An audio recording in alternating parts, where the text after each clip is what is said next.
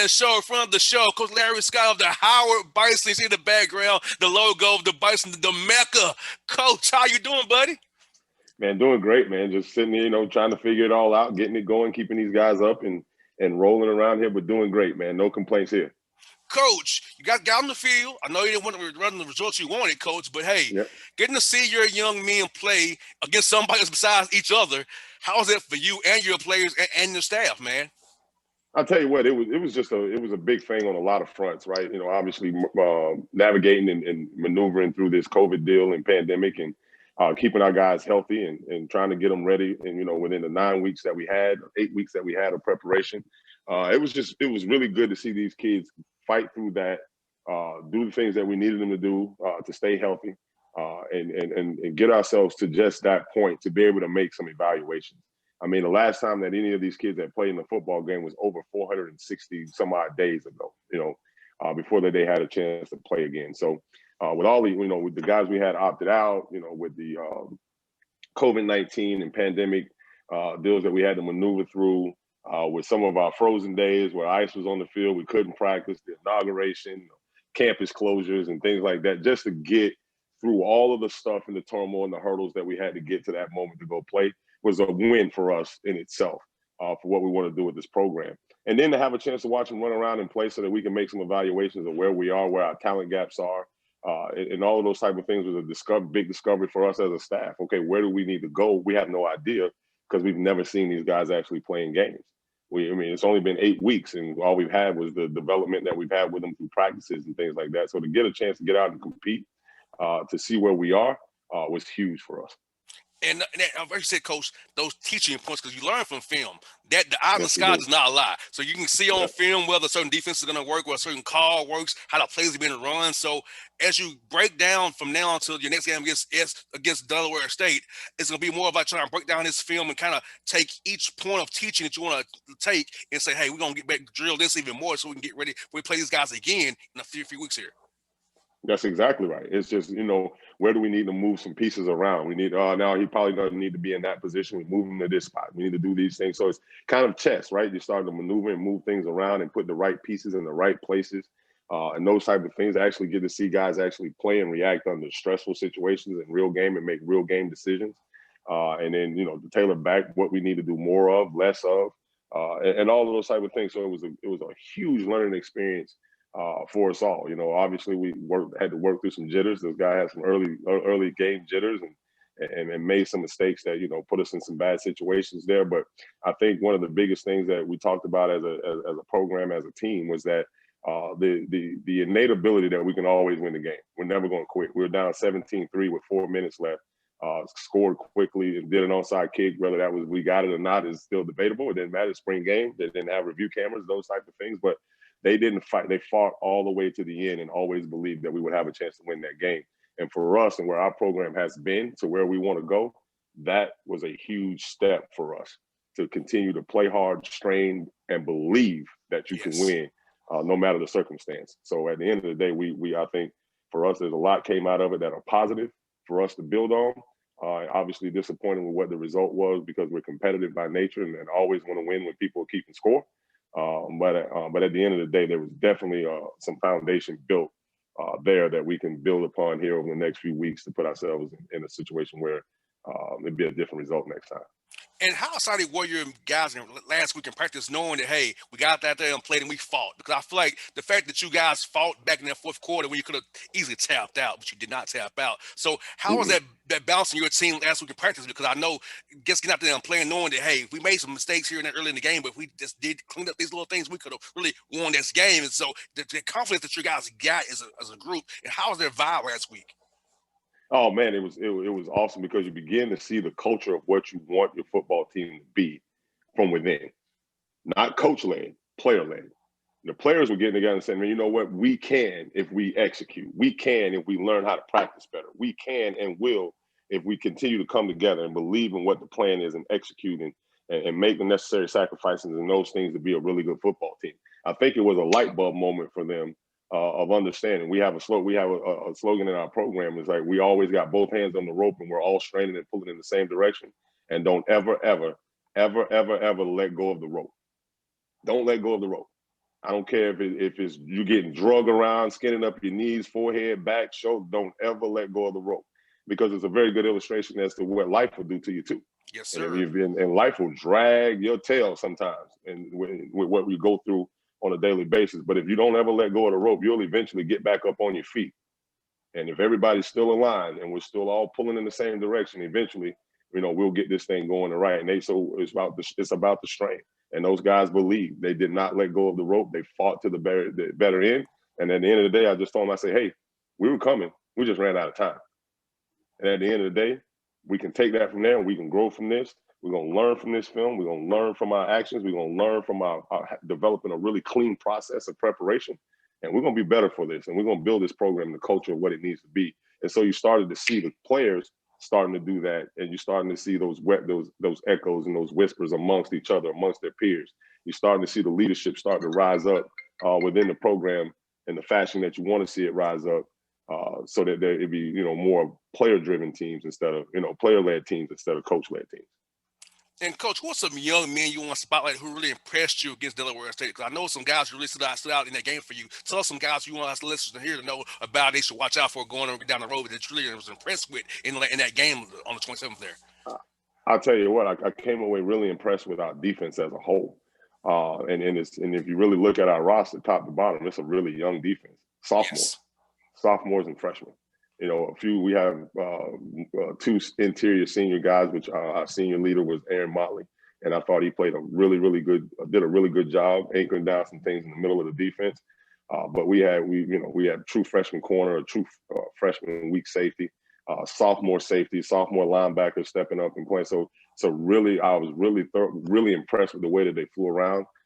The physicality that they played with, the speed that they played with, the pursuit and chase of the football. They played with a passion and an energy. And then I told them, I'm an offensive guy by nature, but I want my football teams to be the energy and the passion from which we play come from the defensive side. I want that spark through our defense, because if they can't score, they can't win. So at the end of the day, it's like to really see that group of really young players that are going to be in our program now for the next 2 to 3 years, be the ones that are doing that and playing like that and flying around and doing those things. You walk away very encouraged about what we have coming in the future and the opportunity that we're going to have to be a really, really, really good football team. And coach, that hustling to that football, flying around to that football, the ball is everything. The ball is energy. So when you get to that ball, get to hustling, you can cause a fumble, you can cause an interception, a tip ball. So if you fly around that ball, you playing your gaps, playing your zone, you flying over there, boom. Hey, turnover. You're back in the game real fast. Real fast. Just like that spark through the energy that comes to your defense. And if your defense is really good, 9 times out of 10, your special teams is really good, and they play and fly around the same way in the kicking game. Some of the foundational things you want to see start to be created are really starting to be created here, and it's exciting for us moving forward in the future.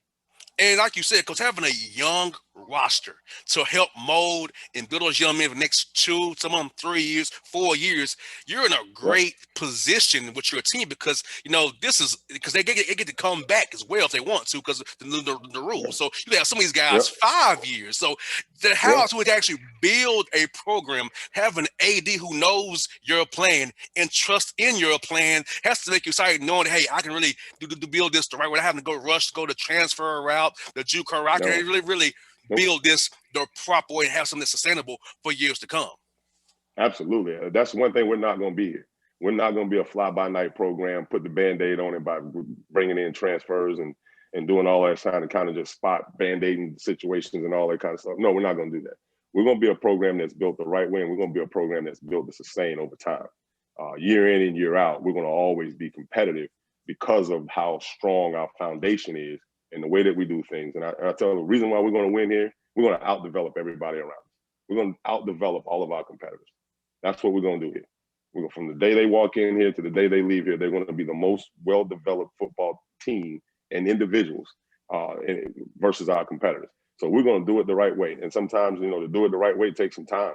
But we got a great core group and nucleus of young players with 24 24 freshmen already signed that we're looking really forward to getting in here because we've increased our talent. We believe in size and speed and explosiveness and all of those different things with this group of young players. So you're going to really look at it, and over 70% of our roster are going to be guys that are going to be in the program for the next 3 to 4 years. 70% of the roster will be in the program for the next 3 to 4 years, which gives us a chance to build it the right way, foundation, rock solid, strong, to really building a true program, not a football team, but a program. Most definitely, Coach. And Coach, let me ask you this: are you guys looking to play any more games besides the Delaware State game on 27th? Because I know with that gap, you want to maybe find a game if you can. That's something on the table for you guys, or Yep. you can't speak on it right now. Well, we have been looking around, and a lot of people don't have holes right now in their spring schedule because they're playing conference only schedules, unless they have some incidences or some COVID deal related things where somebody has to sit out. We can grab a game here or there, but we do have one on April 17th, kind of tentatively penciled in with Robert Morris down in Pittsburgh on April 17th. So that's one that we're kind of looking forward to as well, and that's one that's right now is scheduled besides the Delaware State. So for sure, we have two more scheduled games and opportunities to go out and compete, which our guys are really, truly excited about. And Coach, for anybody who has questions about Larry Scott, you chose to stay there because you could left to go to Alabama. But you talked about somebody undefeated that you could have went to Alabama, called Coach Saban, and you Yep. chose to stay at Howard and build this program the right way and build some of your own and not go that route. Talk about Yep. that, Coach. I know for me personally, I've had opportunities to go be another co-host. I can't do that anymore. I want to build this, what I got building here the right way, build what I got going on, not build somebody else's wings. So tell us about decisions for you to say, hey, I want to get these guys an opportunity. I came here to build this program, and I love you, Coach Saban, but nah, the Bison needs me, Yep. and the Bison want me, and I need the Bison. That's right. I think it's at the end of the day when I made this decision to come the first time and leave the University of Florida. I say it all the time, and I say it to the players. Howard didn't choose me; I chose Howard. So that reason didn't change, and the whole reason was driven by my why. Why do I do what I do and do what I love to do? And well, it's to build, it's to be impactful, it's to be all of those things that far reach money or the letter that's on your shirt or the university or program that you represent. So this was more of a spiritual opportunity for me, and for a lot of reasons. And at the end of the day, if you're a person that don't stand, you got to stand for something, Yes, and you sir. got to have some passion, and you got to believe in something and why you do what you do. Period. At the end of the day, and for me, it was appreciate the opportunity. What an opportunity that was to get that call and to have that opportunity presented. But at the end of the day, my why and who I am and why I do what I do is way more important than any of those other superficial things that are come and go. At the end of the day, when you have an opportunity to leave an impact, to build a program, I think it's a once in a lifetime opportunity, especially at a place like Howard University. To me, it was kind of a no brainer to stick to my guns, stick to my purpose, my passion, and who I am and what I want to do in this life. And that meant to stay right here at Howard University.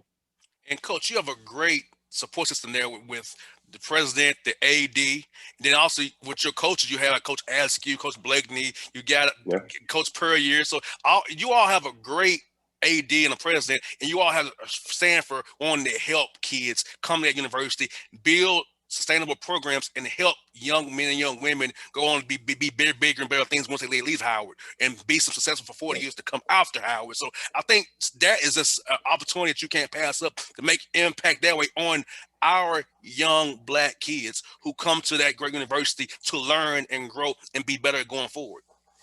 Absolutely. And you're right. You said it. You hit it right on the head. The leadership obviously starts all the way at the top with the president, and what his vision is for the university and our athletic department and program, to our AD, Kerry Davis, and what he's done with transforming our athletic department academically, compliance, and coaching, and the coaches wise. So I think it all starts with the environment that's been created here for us by our leadership that gives us an opportunity to feel like that we can come here and really thrive and really build something, really build something special top to bottom. And I think that's the feeling that you get when you walk up Georgia and you walk on this campus is, obviously you people come to Howard and you feel like, man, there's nothing in this world that we can't accomplish, being at Howard University. So at the end of the day, I think it's awesome that our leadership sees it that way. It's awesome that our leadership is behind pushing it towards, doing that. And so it gives you that work environment that you need and have to go build this thing the right way. And it starts at the top. And so I 100% agree with you. That also is played a big, huge role in me deciding to continue to press on here with what we got to get done. Coach Scott, I'll definitely be cheering for you guys, man. I love the Bison. You like my surrogate school. I know I'm TSU Tiger, but I rocked with the Bison still too, man. I love cheering for the Bison. I look for your scores, look for Coach Blakeney scores, Coach Askew. I look for everything you guys got going. I love the Bison, what you're standing for. I love DC. Some of it's too cold sometimes, but I love DC, Coach. I wish it was all you long up yes, there, man. sir. But I love it, man. Coach, thank you for your time today on a Monday here today. Join us on the show, man. Be blessed, Coach. I hope to talk to you real soon again, brother. I appreciate it, man. Thank you so much. Be blessed yourself now. Take care. Anytime, Coach. Thank you, buddy. Okay, buddy. All right.